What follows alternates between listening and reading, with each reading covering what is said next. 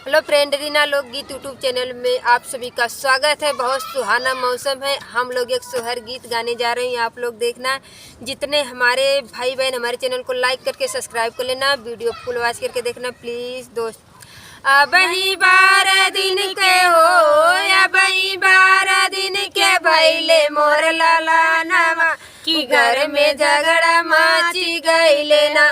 अब ही 12 दिन के हो, अब ही 12 दिन के भैले मोर लाला नामा कि घर में झगड़ा माची गईले हो। यही घरवा में हो, यही घरवा में सासू झगड़ाई तीन की झगड़ा मचाए लागी हो। यही घरवा में हो, यही घरवा में सासू झगड़ाई तीन की झगड़ा मचावे लागी हो। सासू समझो जिन कमजोर, सासू समझो जिन कमजोर, बाटी नहीं हरे कजोर, बाटी नहीं हरे कजोर। एक दिन आई जाई है भैया से भतीजवा तो हके कुचवाई देवे हो। एक दिन आई जाई है भैया से भतीजवा की तो हके कुटवाई देवे हो। अब ही 12 दिन के हो, अब ही 12 दिन के भैले मोर लाला नामा की घर में झगड़ा माची गईले हो।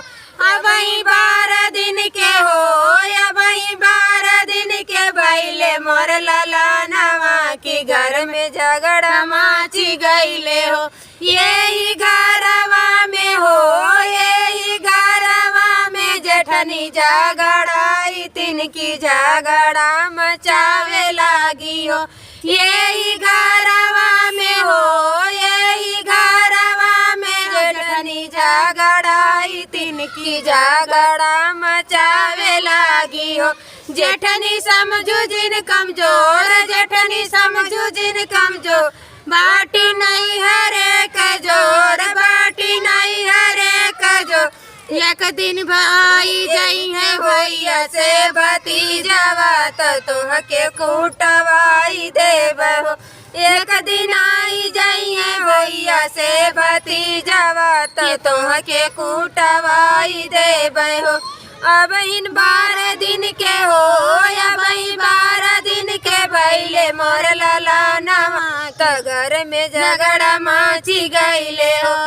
अब ही 12 दिन के हो, अब ही 12 दिन के भैले मोर लाला नामा की घर में झगड़ा माची गईले हो।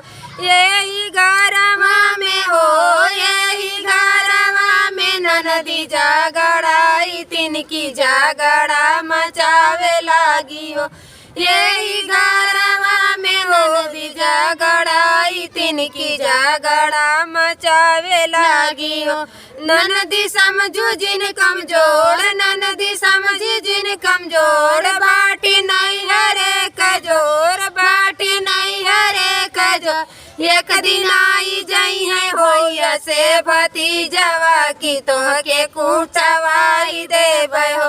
एक दिन आई जाई है भैया, एक दिन आई जाई है भैया से भतीजवा की तो हके कुचवाई देवे हो।